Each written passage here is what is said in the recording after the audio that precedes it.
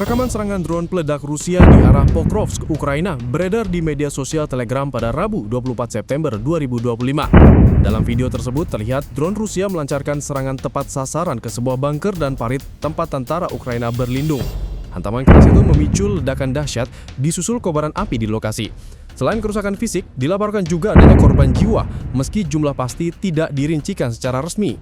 Serangan ini menambah panjang daftar penggunaan drone peledak dalam konflik Rusia-Ukraina yang kerap memperlihatkan kemampuan serangan jarak jauh sekaligus menimbulkan kerugian besar bagi pihak yang diserang.